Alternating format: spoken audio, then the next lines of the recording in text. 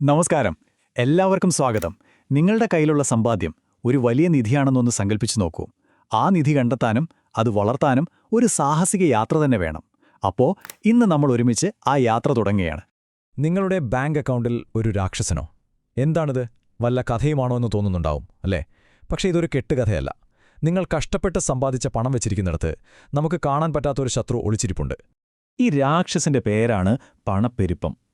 നിങ്ങളുടെ പണം ഒരു സാധാരണ ബാങ്ക് അക്കൗണ്ടിൽ വെറുതെ കിടക്കുമ്പോഴുണ്ടല്ലോ, ഈ ജീവി അതിന്റെ ശക്തി, അതായത് ഓരോ രൂപ വെച്ച് നമുക്ക് വാങ്ങാൻ പറ്റുന്ന സാധനങ്ങളുടെ അളവ് കുറച്ചുകൊണ്ടേയിരിക്കും.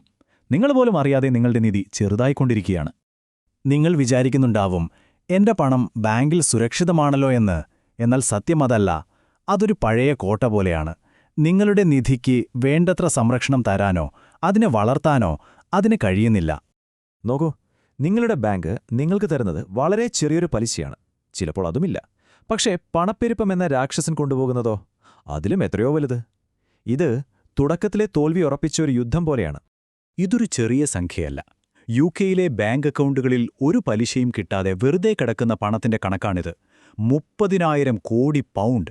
ആളുകൾക്ക് അവരുടെ പണം വളർത്താനുള്ള എത്ര വലിയ അവസരമാണ് ഇതിലൂടെ നഷ്ടപ്പെടുന്നതെന്ന് നോക്കൂ. പക്ഷേ പേടിക്കേണ്ട, ഈ പ്രശ്നത്തിൽ നിന്ന് രക്ഷപ്പെടാൻ വഴികളുണ്ട്. നിങ്ങളുടെ നിധിക്ക് വേണ്ടി സുരക്ഷിതമായ 4 പാതകളുണ്ട്. ആ യാത്രയിൽ ഞാൻ നിങ്ങളുടെ വഴികാട്ടിയാകാം. അപ്പോ നമ്മുടെ ഒന്നാമത്തെ വഴി, ഇതൊരു സുരക്ഷിതമായ തുറമുഖം പോലെയാണ്. വളരെ എളുപ്പത്തിൽ ആർക്കും തിരഞ്ഞെടുക്കാവുന്ന ഒരു ആദ്യത്തെ സ്റ്റെപ്പ്. ഇതിന് ഉയർന്ന പലിശ കിട്ടുന്ന ഒരു സേവിങ്സ് അക്കൗണ്ട് എന്ന് പറയാം. നിങ്ങളുടെ സാധാരണ അക്കൗണ്ടിൽ പലിശയെ കിട്ടില്ല, പക്ഷേ ഇവിടെ വിപണിയിലെ ഏറ്റവും നല്ല നിരക്ക് കിട്ടും. ഇപ്പോൾ ഏകദേശം 5% വരെ പലിശ കിട്ടാൻ സാധ്യതയുണ്ട്. അതായത് ഒരു 20,000 പൗണ്ട് ഇട്ടാൽ ഒരു വർഷം 1000 പൗണ്ട് വെറുതെ കിട്ടും, പ്രത്യേകിച്ചൊന്നും ചെയ്യാതെ തന്നെ. എന്നിട്ടും എന്തുകൊണ്ടാണ് ആളുകൾ ഈ പഴയ കോട്ടയിൽ തന്നെ തുടരുന്നത്? ചിലർക്ക് വർഷങ്ങളായി ഉപയോഗിക്കുന്ന ബാങ്കിനോട് ഒരു പ്രത്യേക സ്നേഹമാണ്. മറ്റു ചിലർക്ക് ഇതൊക്കെ മാറ്റുന്നത് വലിയ പേപ്പർ വർക്കാണെന്ന വിചാരം. പക്ഷെ സത്യം പറഞ്ഞാൽ ഈ ബാങ്കിനോടുള്ള കൂറ് നിങ്ങളുടെ പണം നഷ്ടപ്പെടുത്തുകയുള്ളൂ. ഈ ചെറിയൊരു മാറ്റം നിങ്ങൾക്ക് ആയിരക്കണക്കിന് പൗണ്ട് അധികമായി നേടിത്തരാൻ സഹായിച്ചേക്കും. ശരി, ഇനി നമുക്ക് രണ്ടാമത്തെ വഴിയിലേക്ക് പോകാം. ഇതൊരു വളരുന്ന വനം പോലെയാണ്. സ്വയം നിലനിൽക്കുന്ന വൈവിധ്യമാർന്ന ഒരു വനം. ഇവിടെ വളർച്ചയുടെ സാധ്യതകൾ കൂടുതലാണ്. ഇതിനെയാണ് ഇൻഡെക്സ് ഫണ്ടുകൾ എന്നു പറയുന്നത്. സംഭവം സിമ്പിളാണ്. നിങ്ങൾ ഓരോ കമ്പനിയുടെയും ഷെയറുകൾ തപ്പിപ്പിടിച്ചു വാങ്ങുന്നതിനു പകരം S&P 500 പോലുള്ളൊരു ഫണ്ടിൽ പണം മുടക്കുന്നു.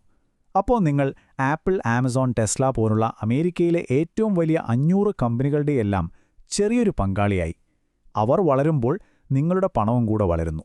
ഇതിൻ്റെ ഒരു ശക്തി ശരിക്കും മനസ്സിലാക്കാൻ നമുക്കൊരു കഥ കേൾക്കാം. 10,000 പൗണ്ട് എന്ന നിധി 2 വ്യത്യസ്ത വഴികളിലൂടെ 50 വർഷം സഞ്ചരിച്ചാൽ എന്ത് സംഭവിക്കുമെന്ന് നോക്കാം. ആദ്യത്തെ നിധി നമ്മൾ ആ പഴയ കാറ്റുകയറുന്ന കോട്ടയിൽ വെച്ചു. അതായത് വെറും 1% പലിശ തരുന്ന കറന്റ് അക്കൗണ്ടിൽ. 50 വർഷം കഴിഞ്ഞപ്പോൾ അതിന്റെ വിലയെന്തായി? വെറും 16,000 പൗണ്ട്. അത്രമാത്രം. എന്നാൽ രണ്ടാമത്തെ നിധി നമ്മുടെ വളരുന്ന വനത്തിൽ നിക്ഷേപിച്ചു. അതായത് ശരാശരി 8% വളർച്ച തരുന്ന ഒരു ഇൻഡെക്സ് ഫണ്ടിൽ. അപ്പോൾ അതിന്റെ മൂല്യം എന്തായെന്നറിയാമോ? 5 ലക്ഷം പൗണ്ട്. ഒന്ന് ആലോചിച്ചു നോക്കൂ. 16,000 എവിടെ കിടക്കുന്നു? 5 ലക്ഷം എവിടെ കിടക്കുന്നു? അതാണ് നിക്ഷേപിക്കാത്തതിലൂടെ നിങ്ങൾ കൊടുക്കുന്ന യഥാർത്ഥ വില. ഇനി നമ്മുടെ മൂന്നാമത്തെ വഴി, ഇതിനെ നമുക്കൊരു രാജാവിന്റെ വാഗ്ദാനമെന്ന് വിളിക്കാം. അത്രയ്ക്കും വിശ്വസനീയമായ ഒരു വഴിയാണിത്. ഇതിനെയാണ് ബോണ്ടുകൾ എന്ന് പറയുന്നത്. ലളിതമായി പറഞ്ഞാൽ, നിങ്ങൾ ഗവൺമെന്റിന് പണം കടം കൊടുക്കുന്നു. അതിനു പകരമായി അവർ എല്ലാ വർഷവും നിങ്ങൾക്കൊരു നിശ്ചിത തുക പലിശ തരും. കാലാവധി തീരുമ്പോൾ നിങ്ങൾ കൊടുത്ത പണം തിരികെയും കിട്ടും. ഉദാഹരണത്തിന് 10,000 പൗണ്ടിന് 4.5% പലിശയുള്ളൊരു ബോണ്ടിലിട്ടാൽ ഓരോ വർഷവും നിങ്ങൾക്ക് 450 പൗണ്ട് ഉറപ്പായും കിട്ടും. എന്തുകൊണ്ടാണ് ഈ വഴി ആകർഷകമാകുന്നത്? കാരണം പലിശ നിരക്ക് മുൻകൂട്ടി ഉറപ്പിച്ചതാണ്. സേവിങ്സ് അക്കൗണ്ടിലെ പോലെ അത് മാറിക്കൊണ്ടേയിരിക്കില്ല. അതുകൊണ്ട് നല്ലൊരു ഉറപ്പുണ്ട്. പോരാത്തതിന് ചില സാഹചര്യങ്ങളിൽ ഇത് ടാക്സ് ലാഭിക്കാനും സഹായിക്കും. ഇനി നമ്മുടെ അവസാനത്തെ വഴി ഒരു വ്യാളിയുടെ നിധിശേഖരം പോലെയാണ്. കാലാകാലങ്ങളായി മൂല്യം നിലനിർത്തുന്ന ഒരു ഐതിഹാസികമായ നിധി. അത് സ്വർണമാണ്. ലോകത്തെ രാഷ്ട്രീയമായി എന്തെങ്കിലും പ്രശ്നങ്ങളോ സാമ്പത്തികമായി എന്തെങ്കിലും അനിശ്ചിതത്വങ്ങളോ വരുമ്പോൾ ആളുകൾ ഓടിച്ചെല്ലുന്ന ഒരു സുരക്ഷിത താവളമാണത്. സാധാരണക്കാർ മാത്രമല്ല, ചൈന പോലുള്ള രാജ്യങ്ങളിലെ സെൻട്രൽ ബാങ്കുകൾ പോലും ഡോളറിനെ ആശ്രയിക്കുന്നത് കുറയ്ക്കാൻ വേണ്ടി സ്വർണം വാങ്ങിക്കൂട്ടുകയാണ്. കഴിഞ്ഞ വർഷം സ്വർണത്തിന്റെ പ്രകടനം കണ്ടാൽ നിങ്ങൾ അത്ഭുതപ്പെടും. 2025 തുടക്കത്തിൽ 10,000 പൗണ്ട് സ്വർണത്തിൽ നിക്ഷേപിച്ചിരുന്നെങ്കിൽ ഇന്നതിന് ഏകദേശം 17,500 പൗണ്ട് മൂല്യമുണ്ടാകുമായിരുന്നു. അതാണ് സ്വർണത്തിന്റെ ഒരു ശക്തി. സ്വർണത്തിൽ നിക്ഷേപിക്കാൻ പ്രധാനമായും 2 വഴികളുണ്ട്. ഒന്നുകിൽ നിങ്ങൾക്ക് സ്വർണ്ണ നാണയങ്ങളായോ ബാറുകളായോ വാങ്ങി വീട്ടിൽ സൂക്ഷിക്കാം. അല്ലെങ്കിൽ സ്വർണത്തിന്റെ വിലയെ പിന്തുടരുന്ന ഫണ്ടുകളിൽ നിക്ഷേപിക്കാം. അപ്പോൾ പിന്നെ ആരെങ്കിലും മോഷ്ടിക്കുമോ എന്നുള്ള പേടി വേണ്ട. അപ്പോ നമ്മൾ 4 വഴികളും കണ്ടു. ഇപ്പോ ഈ കഥയിലെ നായകൻ നിങ്ങളാണ്. ഈ വിവരങ്ങളൊക്കെ നിങ്ങളുടെ സ്വന്തം സാമ്പത്തിക യക്ഷിക്കഥ എഴുതാൻ വേണ്ടിയുള്ളതാ. ഈയൊരു വാചകം എപ്പോഴും ഓർമ്മയിൽ വെക്കണം. ഒന്നും ചെയ്യാതെ പണം വെറുതെ വെക്കുന്നത് സുരക്ഷിതമാണെന്ന് നമുക്ക് തോന്നാം, പക്ഷേ അതിന് നമ്മൾ കൊടുക്കുന്ന വില വളരെ വലുതാണ്. കൂട്ടുപലിശയുടെ ആ മാന്ത്രിക ശക്തിയാണ് നമുക്കവിടെ നഷ്ടപ്പെടുന്നത്.